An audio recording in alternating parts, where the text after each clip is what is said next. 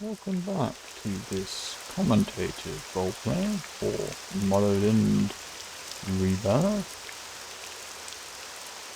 So, the previous episode, we have reached this little outpost on our first adventure.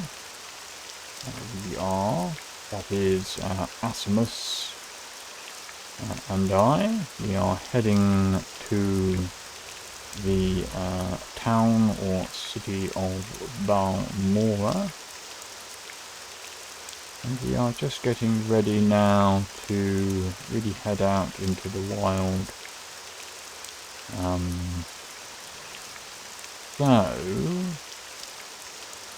Something that Assemmus and I are just being mindful of is how to defend Assemmus.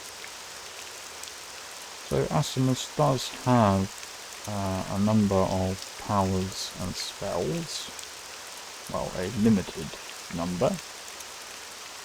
However, as noted in the first episode, some of these he will favour and some of these he will not favour with regards to role-playing.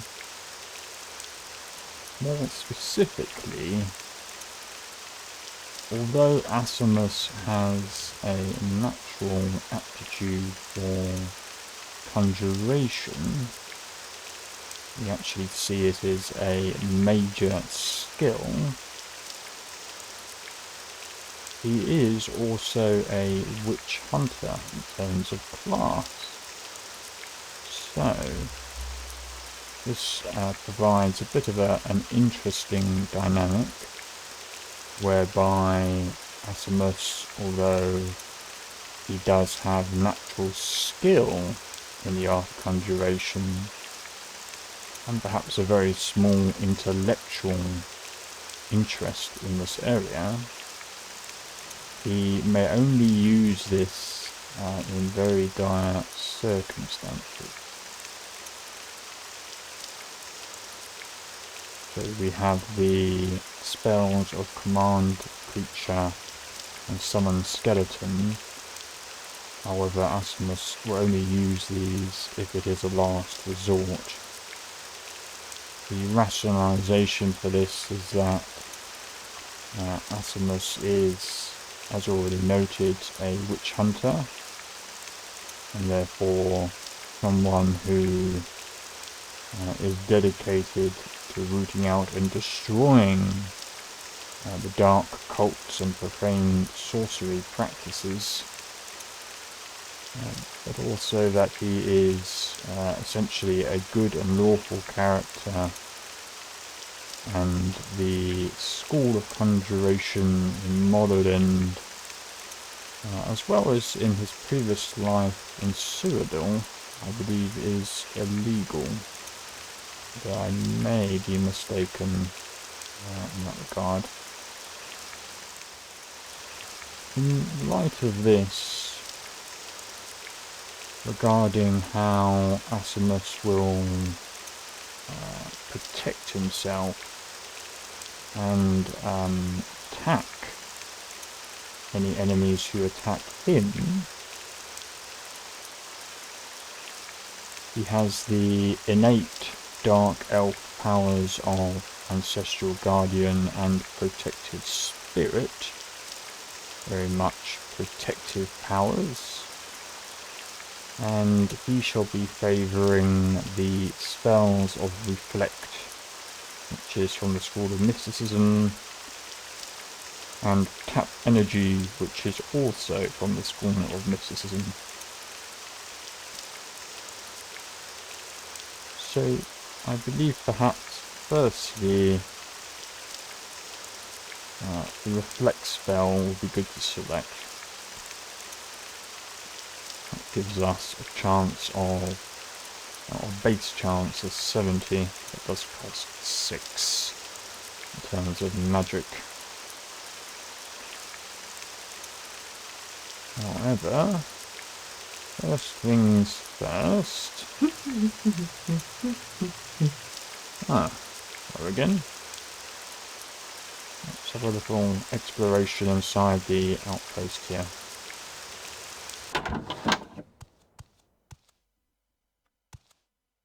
Just briefly. Good day, guard. I have a moment of your time. You seem a little... Go ahead, stranger. Agitated, thank you. I see. It seems as though I have spoken to your colleague out there regarding very similar topics.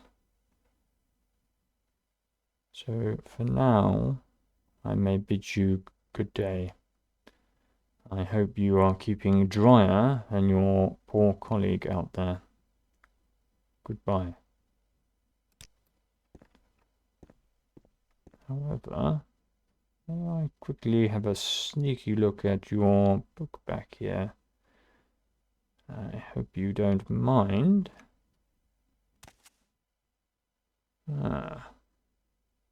Ancestors of the Dunmer, and the Dunmer. I did not take you for a scholar.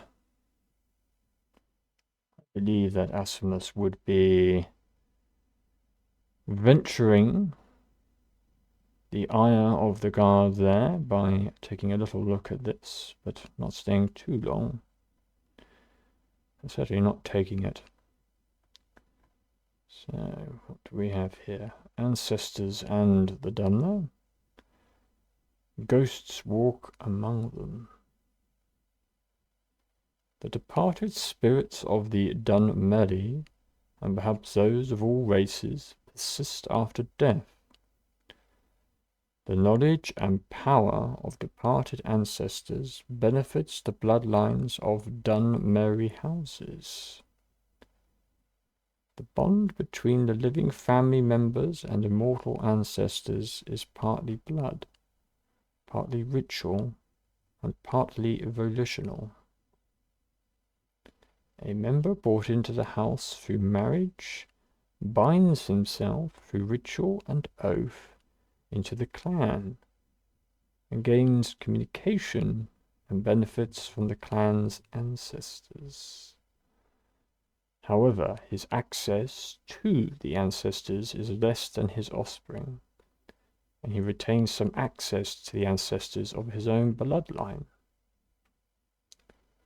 Now, this book would certainly be of interest to Assemmus.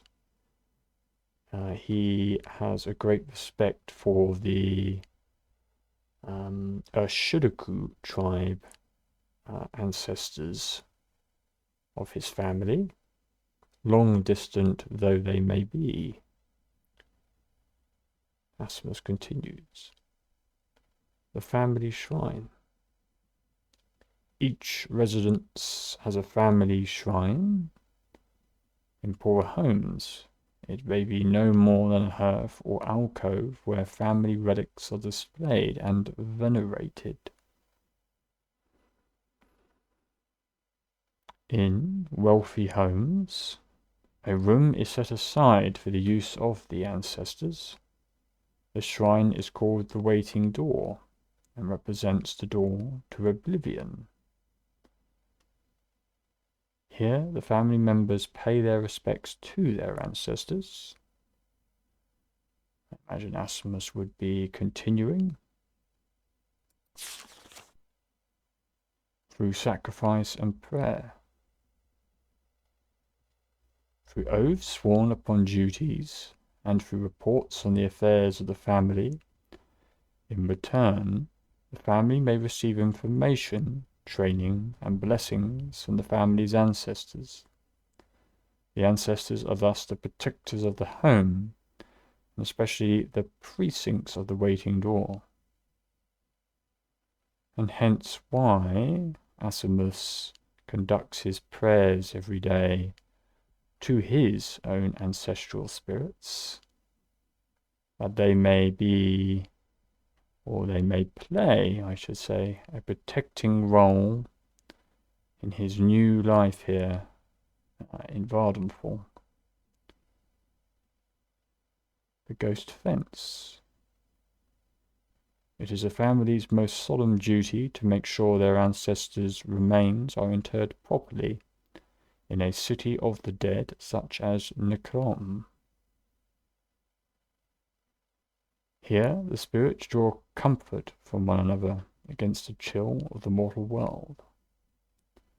However, as a sign of great honor and sacrifice, an ancestor may grant that part of his remains be retained to serve as part of a ghost fence, protecting the clan's shrine and family precincts. Interesting. Such an arrangement is often part of the family member's will, that a knucklebone shall be saved out of his remains and incorporated with solemn magic and ceremony into a clan ghost fence. In more exceptional cases, an entire skeleton or even a preserved corpse may be bound into a ghost fence. These remains become a beacon and focus for the ancestral spirits, and for the spirit of the remains in particular. The more remains used, I believe an Assemmus would even be pushing his luck by reading a few more pages, or at least another page, to make a ghost fence, and more powerful the fence is.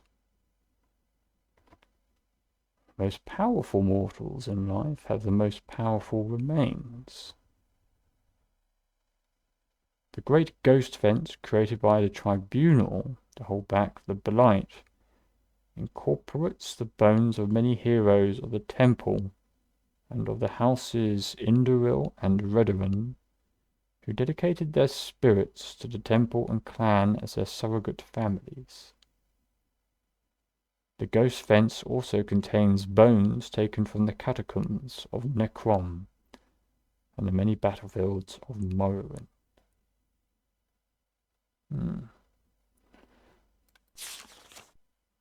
It is a shame, but I do believe that reading further may cause his Imperial Guard to become unhappy. Maybe the Assemmus would not wish to be causing that. I do hope I may return and peruse this book again. But for now, thank you for your hospitality.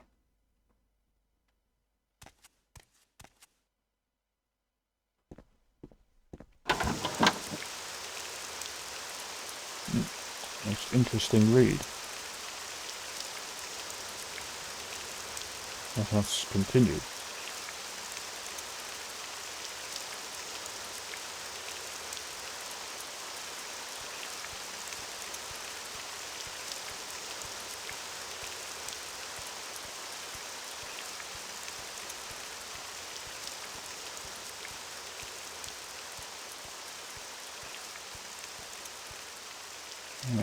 So we've moved from the Bitter Coast region to the Ascalian Isles region.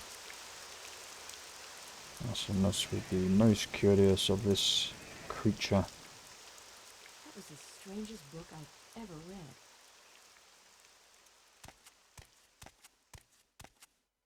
But hopefully it is of no threat. And Balmora is in this direction. To Balmora. Keeping an eye a little bit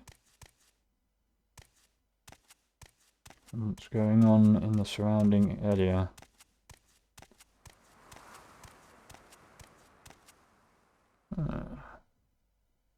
Curiosity has been piqued. Assemmus would be investigating.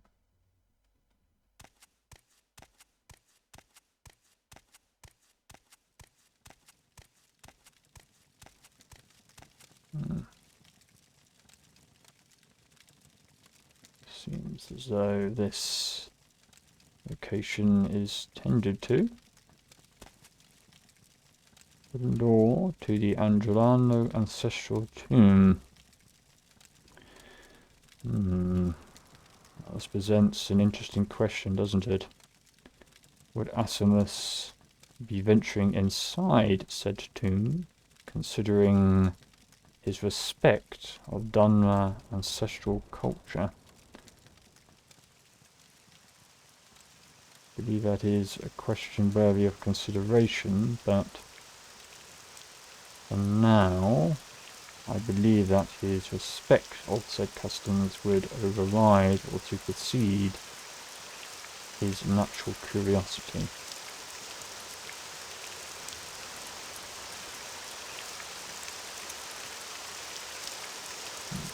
The rain has returned. No matter.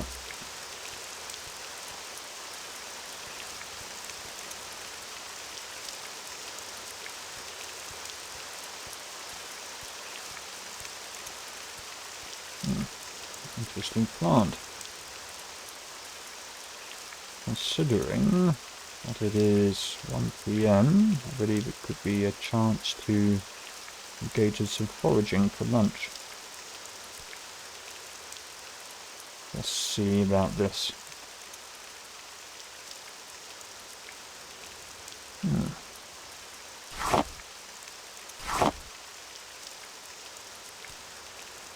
What do we have here? Some heather.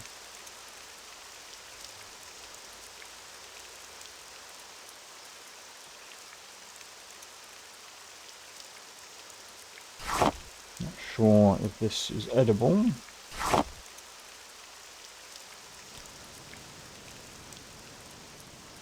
Let's find a little bit of shelter and have some lunch.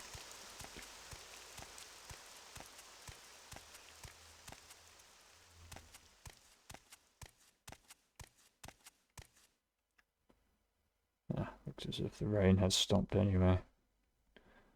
And a nice view here for us.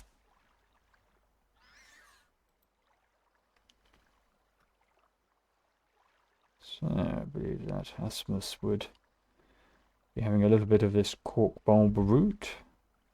Something meagre to sustain him.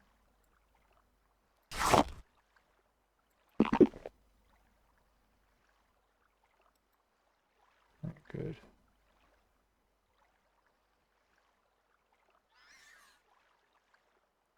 So there's a creature of some sort. Perhaps these two crabs making those noises. I imagine they'll be quite protective over their territories, so Assemmus would be keenly aware not to aggravate them.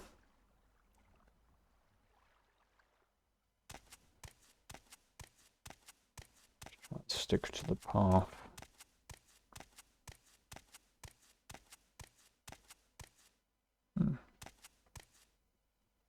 Willow flower.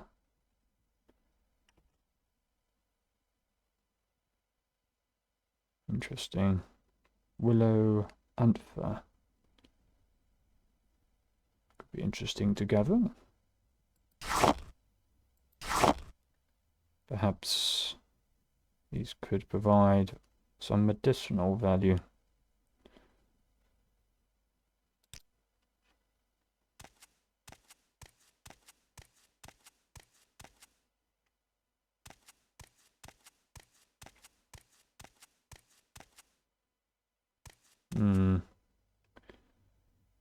Looks as if it could be trouble.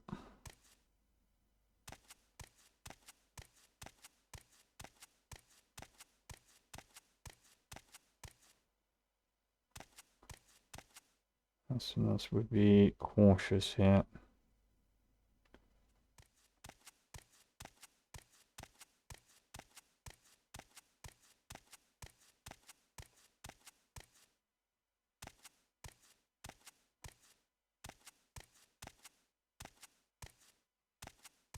Seem too interested in us, thank goodness. Another plant, a gold canet flower.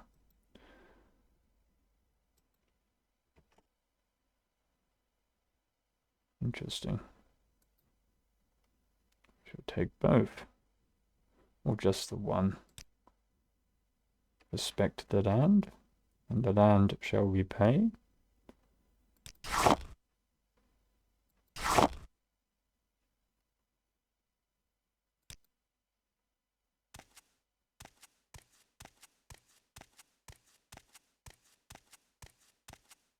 I imagine that Assemmus would be fascinated by these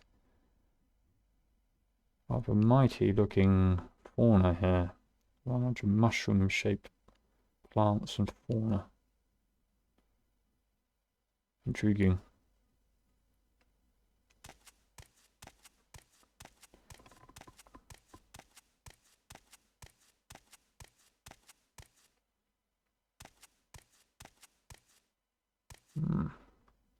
So Balmora is in this direction.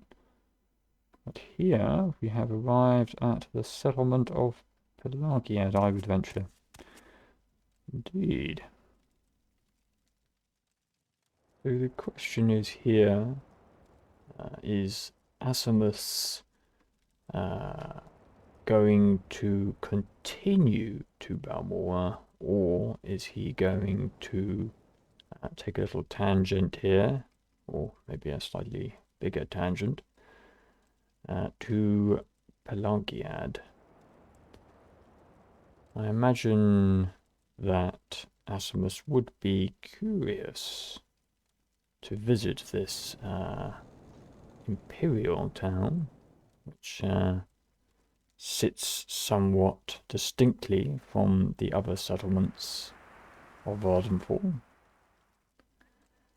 And I also imagine that as the time is 3 PM, that he may be beginning to tire a little bit.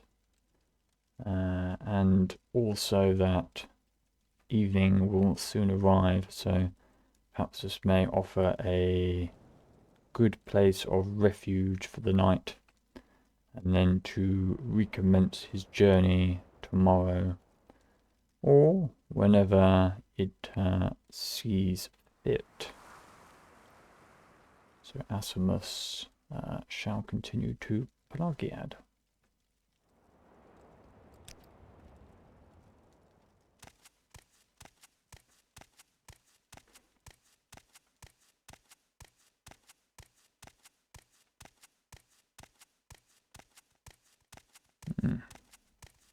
Let's begin conversing with these locals.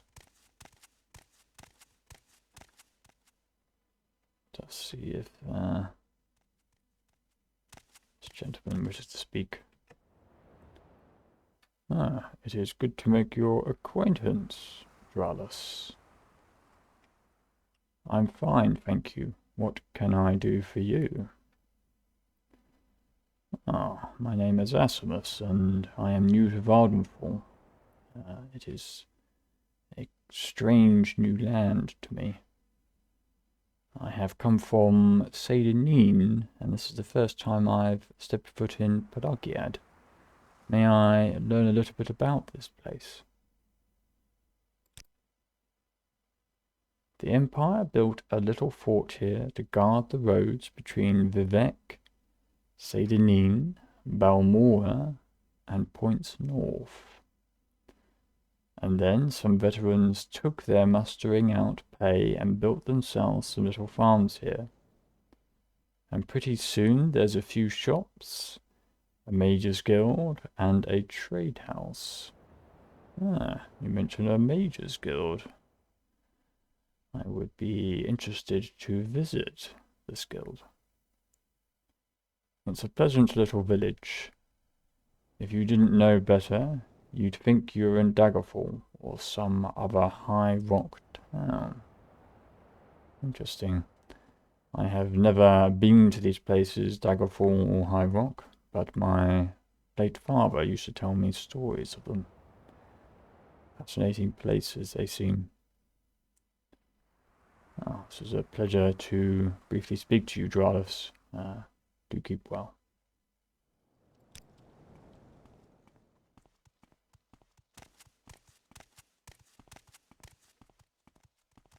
Not Sure that Assemmus would be knocking on people's houses as yet, being a stranger here. What do we have here?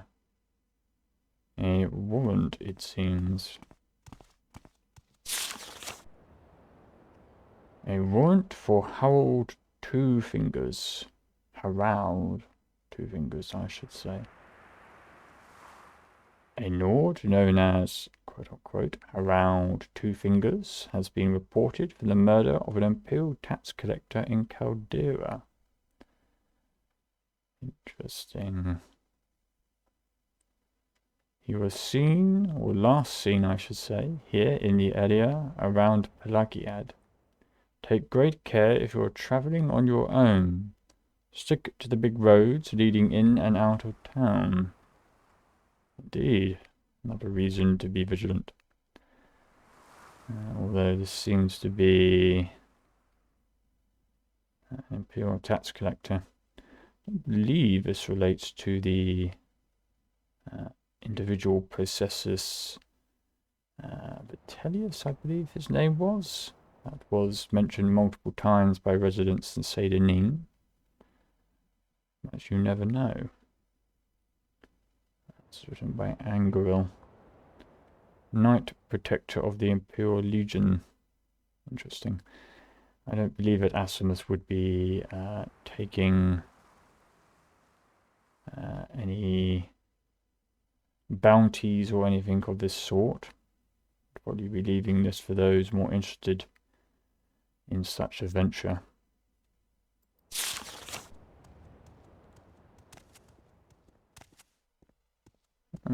We have a tavern.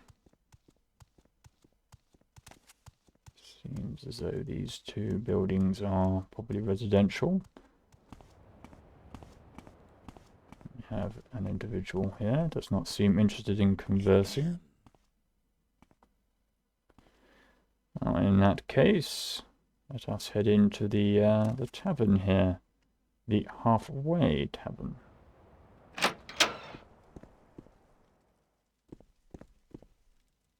I don't think we will bother another Imperial Guard for now. They seem a little bit agitated.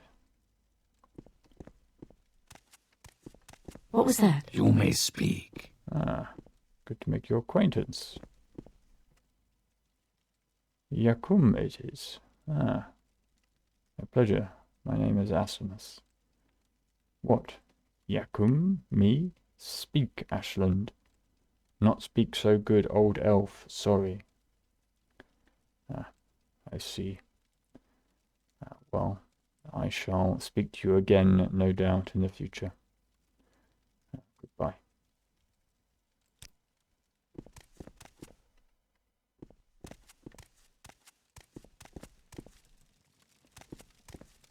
Good day, innkeeper. Yes, you have quite a menu. May I speak to you briefly? Drulassa. It is a pleasure to make your acquaintance, Drulassa. You are offering food and beds. Thank you.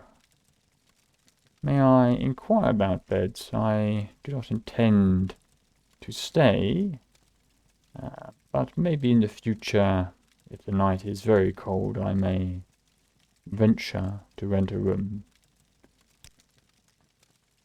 Yes, we have one available. It's 10 gold for the rest of the day. Do you want it? No, not for now. I prefer to sleep under the stars, generally. But if it comes to it, I may take up your offer.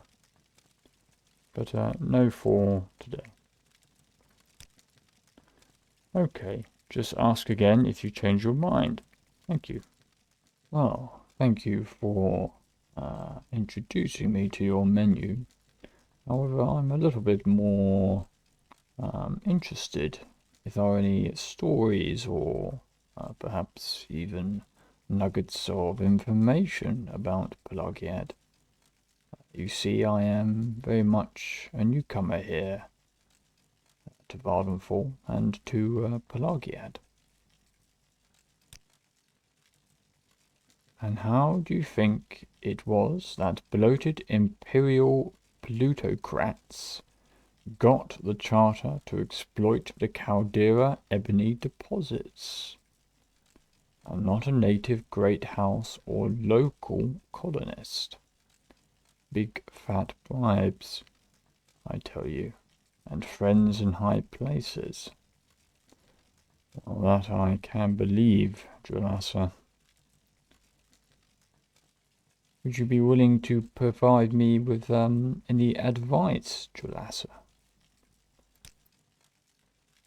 Things are pretty tame hereabouts, but get off the roads and head northwest into the bitter coast, or northeast into the Ashlanders, and things get a lot more interesting in a hurry. Yes, that's the area that I came from, the bitter coast. Sadanin in particular. There do seem to be a number of those crab creatures around. I wonder if they are dangerous. Now you've provided me with some rumours and advice. Do you happen to have any secrets, Julassa, that could be of help? You're an outlander. Maybe you don't know about the kinds of Daedric ruins we have here in Morrowind. Yes, I believe that I've heard of this particular description before. Although I thank you for letting me know once again.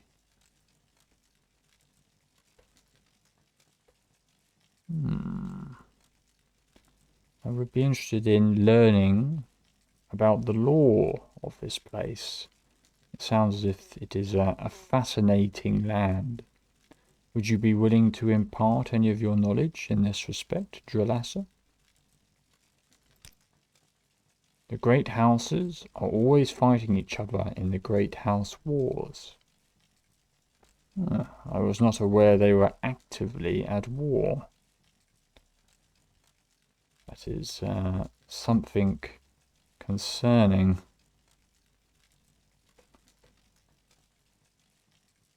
And what about your trade? I see you keep a tavern here. Have you been a innkeeper for long, Julassa? I am a publican. I have food and drinks to buy, and beds for lodgers.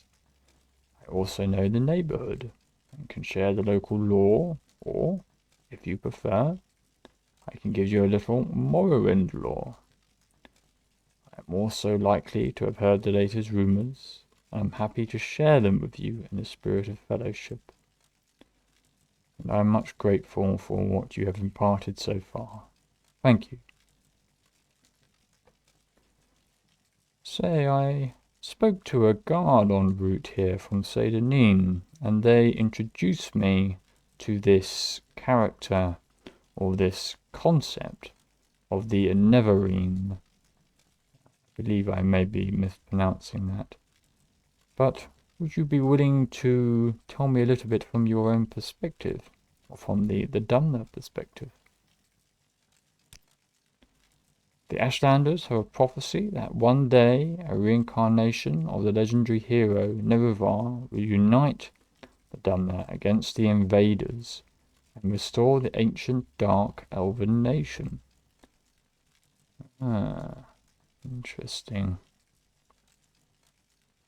So, to unite against the invaders, I imagine you are alluding to the Imperials? Or perhaps another group. But the tribunal temple says this is a false and profane superstition, and the ordinators deal mercilessly with those who profess such beliefs. Interesting. It sounds as if there are a lot of politics concerning this tribunal. I shall be wary. Thank you. But what of this place, Pelagiad? It seems pleasant enough. What has your experience been here like?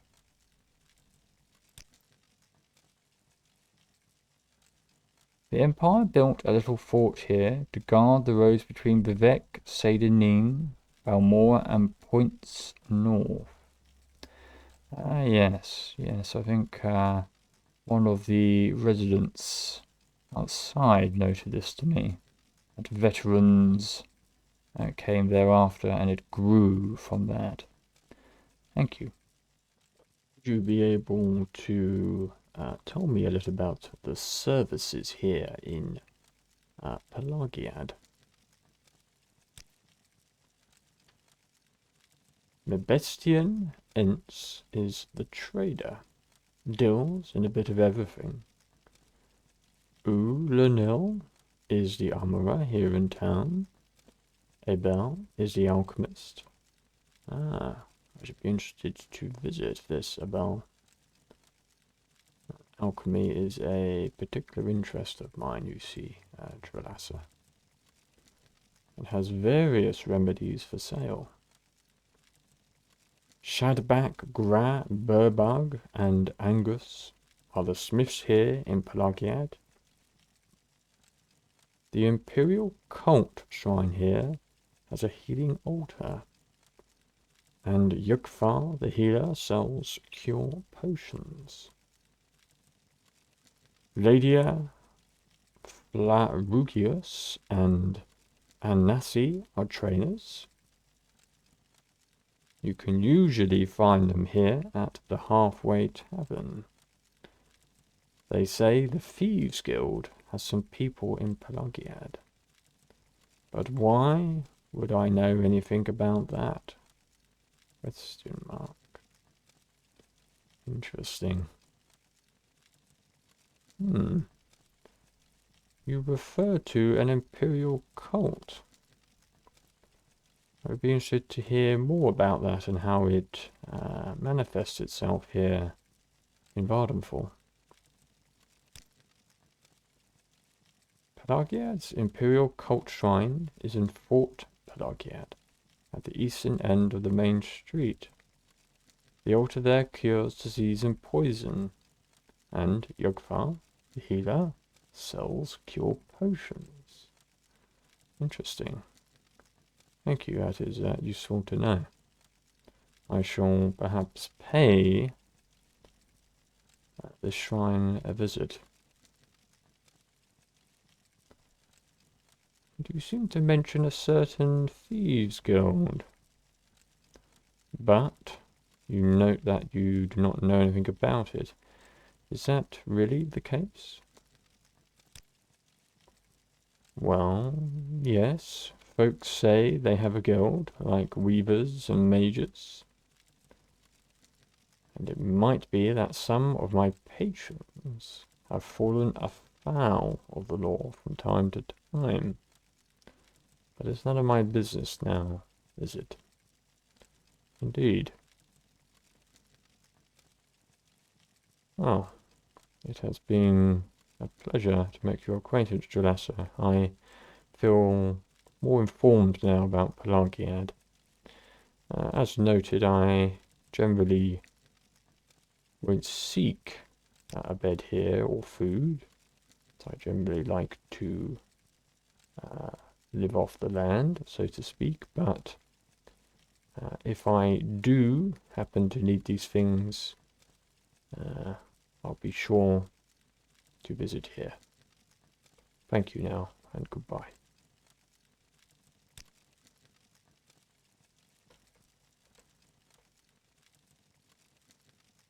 Let's take a moment. Warm ourselves by the fire.